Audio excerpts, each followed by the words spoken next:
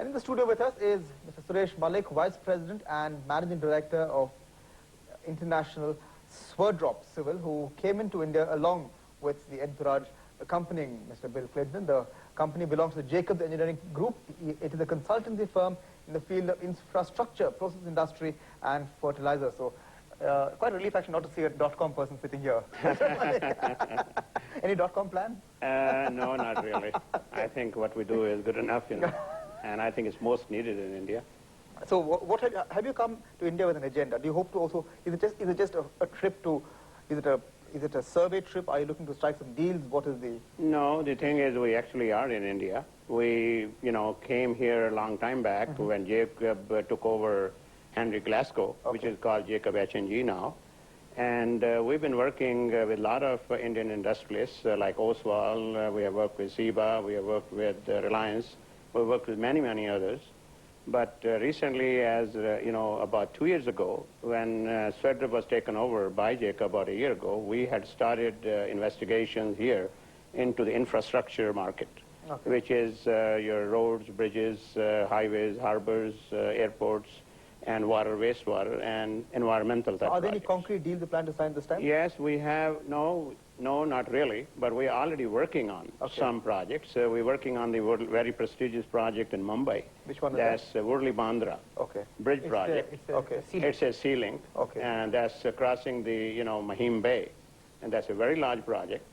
And we were awarded that project about a year ago. And most of the design has been done, construction, and part of it has started. There were some environmental problems that are hoping to be solved soon. We have a very large contract in Madhya Pradesh where we're working on strengthening of the roads for the PWD there. We have worked on the National Highway 2 in Kanpur area. We have recently won a construction supervision project for large road projects in Hyderabad. In Andhra. And we also have a project in Coimbatore, which is water wastewater project. Our agenda is basically to get more into it because we are a very large company with about 27,000 people. Okay, Mr. Malik, we've got to go for a break. We'll come back and ask you what to think of the state of the projects after the break. We'll come back in a very short while.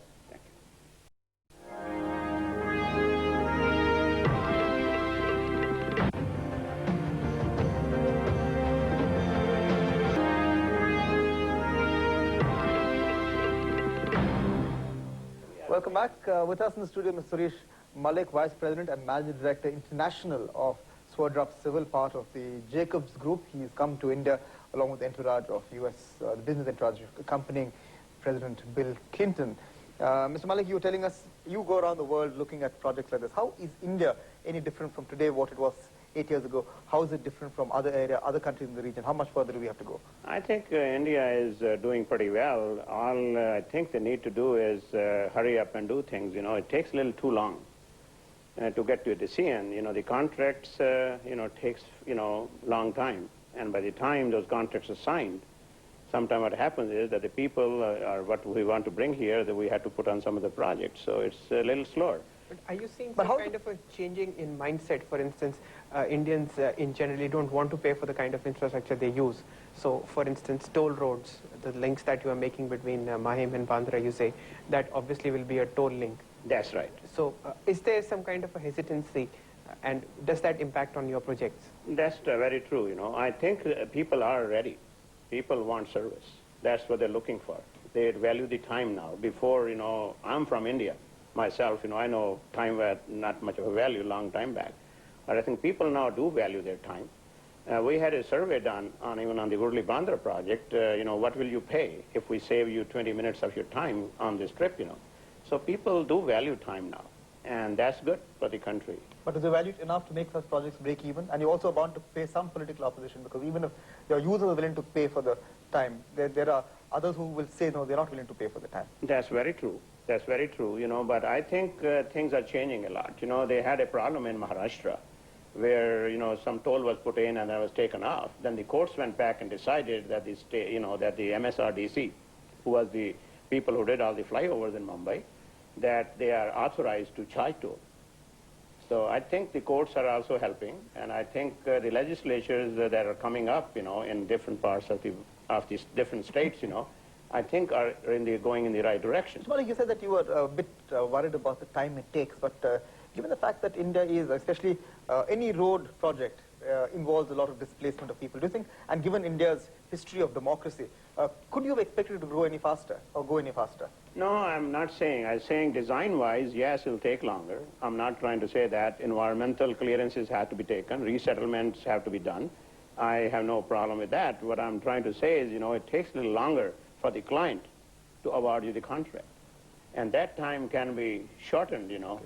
And in this case, the client is normally the government? It's normally the government, So would it be better if the government says that, okay, let's give everything to the private sector, and then the private sector again goes and looks for a sort of other people like yours from the international scenario? Oh, I think so, but I think even there are some changes already happening. Like I was talking with MSRDC, it took them only 2 weeks to sign the contract. So those kind of things, if happens in all the departments, I think it'll be wonderful. Mr. Malik, thank you so much for joining us today on India Market Wrap. Thank you again. Mahindra.